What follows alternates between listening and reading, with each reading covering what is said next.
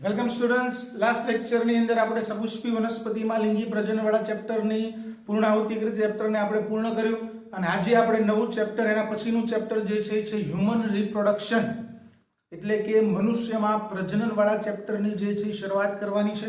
બરોબર. તો ત્રીજું જે ચેપ્ટર જે છે મનુષ્યમાં પ્રજનન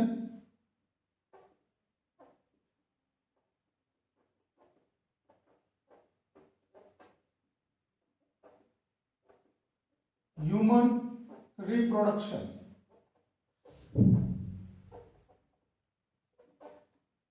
બરાબર. આ ચેપ્ટરની અંદર આપણે નર પ્રજનન તંત્રનો અભ્યાસ, માદા પ્રજનન તંત્રનો અભ્યાસ, નરની અંદર શુક્રપિંડમાંથી શુક્રકોષ જનનની પ્રક્રિયા, એ જ રીતે અંડપિંડમાંથી અંડકોષ જનનની પ્રક્રિયા, માસિક ચક્ર મેન્સ્ટ્રુએશન સાયકલ અને ત્યાર પછી શુક્રકોષ અને અંડકોષનું ફલન પછી ગર્ભ સ્થાપન અને એમાંથી નવી સંતતિનો વિકાસ એટલે કે ગર્ભ વિકાસ અને છેલ્લે જે છે એ પ્રસૃતિની પ્રક્રિયા. તો જન્યુઓના નિર્માણથી લઈને નવી સંતતિનું નિર્માણ કેવી રીતે થાય એની ચર્ચા આપણે આ ચેપ્ટરમાં જે છે કરવાની છે. તો આજના લેક્ચરની અંદર આપણે મિત્રો પ્રસ્તાવનાની વાત કરશું. તો ચેપ્ટરનું નામ છે હ્યુમન રિપ્રોડક્શન એટલે કે મનુષ્યમાં પ્રજનન. તો પ્રોડક્શન, રિપ્રોડક્શન એટલે કે પ્રજનનની તે આપણે બધા પરિચિત છીએ કે પ્રજનન એક એવી પ્રક્રિયા છે, પ્રજનન એ એક પ્રકારની પ્રક્રિયા છે કે જેના દ્વારા આપણે કહી શકીએ કે ભાઈ પેઢી દર પેઢી નું સાતત્ય જે છે જળવાય છે. પ્રજનન એ પ્રક્રિયા છે જેના દ્વારા પેઢીનું સાતત્ય જળવાય છે. બીજું, પ્રજનનને લીધે જે જેનેટિકલ મટીરીયલ જે છે એ જનીન દ્રવ્ય એક પેઢીથી લઈને બીજી પેઢીમાં શું થાય છે તો કે પસાર થાય છે. પ્રજનનને લીધે જનીન દ્રવ્ય એક પેઢીમાંથી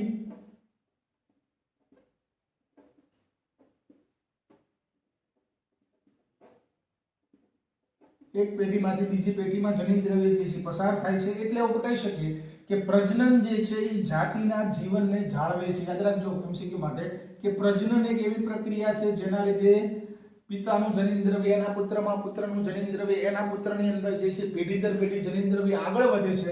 એટલે આપણે એવું કહી શકીએ કે પ્રજનન જે છે કોઈ પણ જાતિના જીવનને જે છે જાળવે છે. તો પ્રજનન એક એવી પ્રક્રિયા છે જે કોઈ પણ સજીવની એટલે કોઈ પણ જાતિના સજીવના જીવનને આગળ ધપાવવા માટે, એનો વારસો સાચવવા માટે જે છે જરૂરી છે. હવે આપણે આ ચેપ્ટરમાં ભણવાનું છે મનુષ્યમાં પ્રજનન. આપણે બધાને ખબર છે કે મનુષ્ય જે છે લિંગી પ્રજનન કરતું પ્રાણી છે. તો મનુષ્યમાં લિંગી પ્રજનન જોવા મળે છે અને મનુષ્ય જે છે એ નવા બચ્ચાને જન્મ આપતું એટલે કે અપત્ય પ્રસવી શિશુ સ્વરૂપે જન્મ આપતું પ્રાણી છે. તો મનુષ્ય લિંગી પ્રજનન અને અપત્ય પ્રસવિતા દર્શાવે છે, ડાયરેક્ટ નવા શિશુને છે જન્મ આપે છે. તો આમાં આપણે કઈ કઈ ઘટનાઓ ભણશું. તો લિંગી પ્રજનનની અંદર પહેલું સ્ટેપ જે છે કે ભાઈ મનુષ્યના લિંગી પ્રજનનની અંદર જનનકોષનું નિર્માણ. જનનકોષનું નિર્માણ મતલબ શુક્રપિંડમાંથી શુક્રકોષ જનનની પ્રક્રિયા થઈ. શુક્રકોષનું નિર્માણ કેવી રીતે થશે? માદાની અંદર અંડપિંડમાંથી અંડકોષનું નિર્માણ કેવી રીતે થશે? તો જનનકોષનું નિર્માણ, ત્યાર પછી શુક્રકોષનું જનનકોષમાં દાખલ થવું. શુક્રકોષનું શું કહીશું આપણે? શુક્રકોષનું જનન માર્ગમાં દાખલ થવું.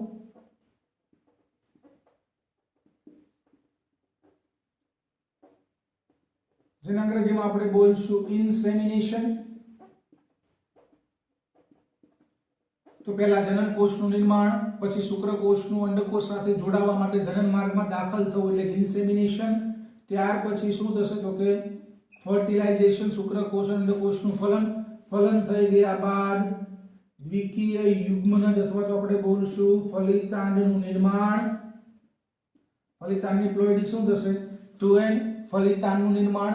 ફલિતાંડથી આગળ હવે નવા શબ્દો છે. ફલિતાંડમાંથી આગળ તો કે ગર્ભકોષ કોથળીનો વિકાસ.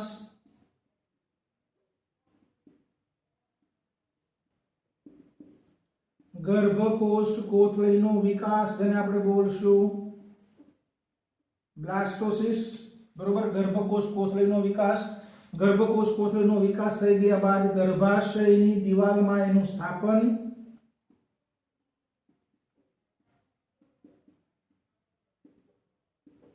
ત્યાર પછી ગર્ભાશયની દિવાલમાં સ્થાપન થઈ ગયા બાદ એનો વિકાસ, ગર્ભ વિકાસ, અને ગર્ભ વિકાસની પ્રક્રિયા પૂર્ણ થઈ ગયા બાદ છેલ્લે કયું સ્ટેપ આવશે તો કે પ્રસૃતિ એટલે કે ડિલિવરીની પ્રક્રિયાઓ.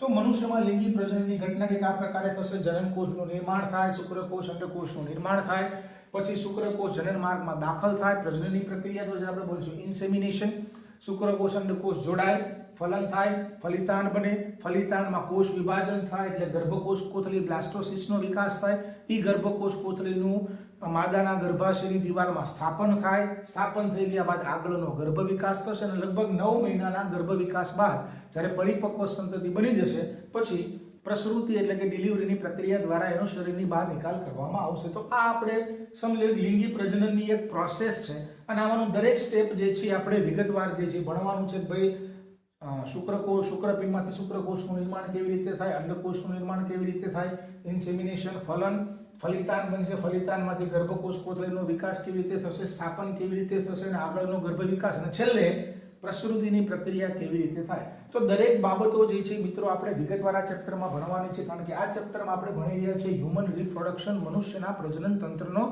વિગતવાર અભ્યાસ. બરોબર છે. તો શરૂઆત કરીએ એ પહેલા એક શબ્દ જે છે એ છે ભ્રૂણ વિદ્યા, જેને આપણે બોલશું એમ્બ્રોયોલોજી.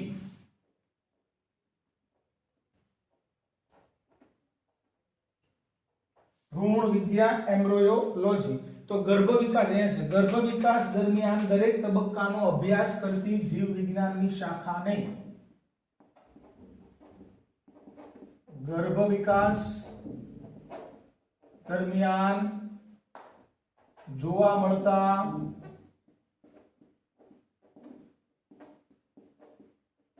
દરેક તબક્કાનો અભ્યાસ કરતી જીવ વિજ્ઞાનની શાખાને બ્રાન્ચને બોલવામાં આવે છે એમ્બ્રોયોલોજી. બરોબર. હવે આપણે મનુષ્યના પ્રજનન માટે ખ્યાલી છે, ખાલી મેં તમને એક વ્યાખ્યા કીધી એમ્બ્રોયોલોજી. આપણે ભણવાનું છે મનુષ્યમાં પ્રજનન. તો પહેલા આપણે વાત કરશું મનુષ્યની અંદર જોવા મળતા પ્રજનન અંગો. તો પ્રજનન અંગોને બે ભાગમાં વહેંચ્યા છે, પ્રાથમિક પ્રજનન અંગો અને દ્વિતીયક પ્રજનન અંગો.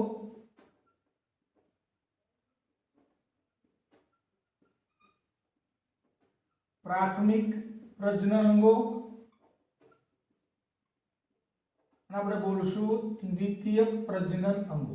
તો પ્રાથમિક પ્રજનન અંગોમાં કોનો કોનો સમાવેશ થશે? તો પ્રાથમિક પ્રજનન અંગોની અંદર નર અને માદામાં, તો કે નરની અંદર શુક્રપિંડ અને માદાની અંદર અંડપિંડ. મુખ્ય પ્રજનન અંગ જે છે શુક્રપિંડ અને અંડપિંડ, માદાની અંદર અંડપિંડ અને નરની અંદર શુક્રપિંડ જે છે પ્રાથમિક અથવા તો મુખ્ય પ્રજનન અંગો છે. ત્યાર પછી દ્વિતીય અથવા આપણે બોલશું સહાયક પ્રજનન અંગો કે જે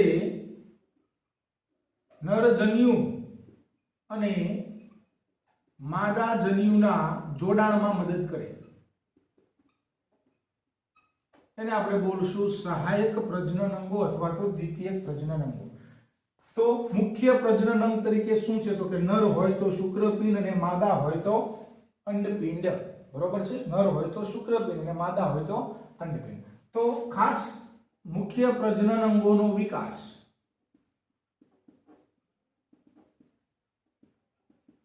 થોડાક બેઝિક વાત કરી લઈએ. તો યાદ રાખવાનું છે શુક્રપિંડ હોય કે અંડપિંડ હોય, પહેલી જ લાઈન એમસીક્યુ માં પૂછાઈ ગયેલી છે કે મનુષ્ય ત્રિગર્ભસ્તરીય પ્રાણી છે, ટ્રિપ્લોબ્લાસ્ટિક છે. તો શુક્રપિંડ અને અંડપિંડ બંનેનો વિકાસ યાદ રાખજો મેસોડર્મલ એટલે કે મધ્ય ગર્ભસ્તરમાંથી થાય છે.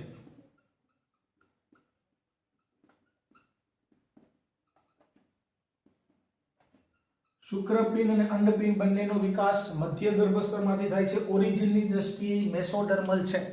બરોબર. મેસોડર્મલ. તો પહેલી લાઈન યાદ રાખવાની છે શુક્રપિંડ અને અંડપિંડનો વિકાસ મધ્ય ગર્ભસ્તરમાંથી થશે. બીજું જ્યારે ગર્ભ વિકાસ થતો હોય,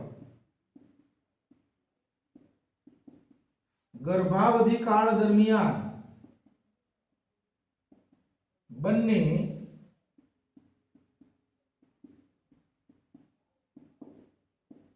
ઉદરીય ગુહામાં જ હોય છે, પણ જન્મ બાદ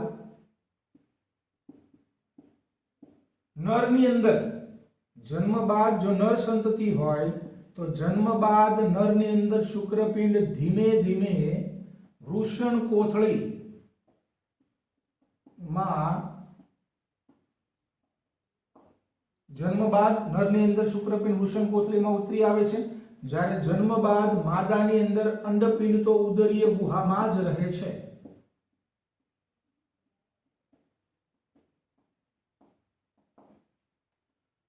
જન્મ બાદ અંડપિંડ ઉદરીય ગુહામાં જ રહેશે, જ્યારે નરની અંદર શુક્રપિંડ છે જન્મ બાદ જે છે વૃષણ કોથળીમાં શું આવશે?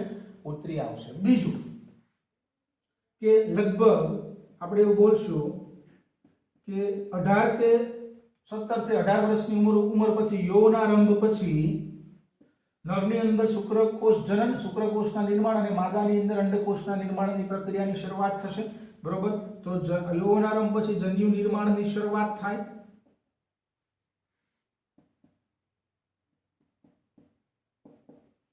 પણ નરની અંદર લગભગ આજીવન એટલે કે વૃદ્ધાવસ્થા દરમિયાન આજીવન શુક્રકોષનું નિર્માણ જે છે શરૂ રહે છે.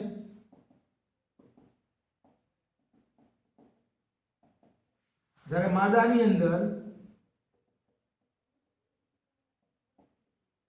50 વર્ષ સુધી જ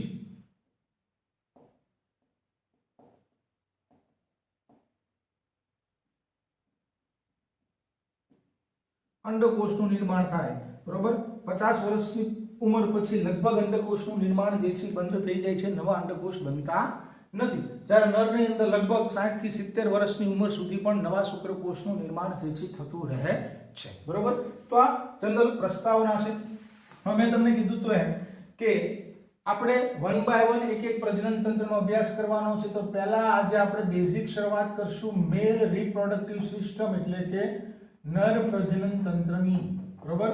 તો નર પ્રજનન તંત્રની અંદર કોનો કોનો સમાવેશ થાય? તો મુખ્ય જે છે એ છે એક જોડ શુક્રપિંડ.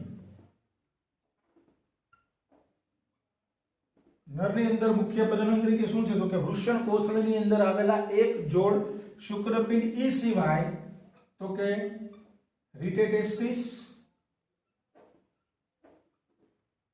આ દરેક વિશે આપણે ભણશું. એને આપણે બોલશું શુક્રપિંડ જાલિકા, રિટેટેસ્ટિસ, શુક્રવાહિકા,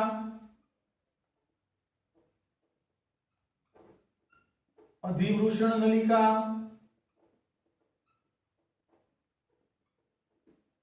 શુક્રવાહિની,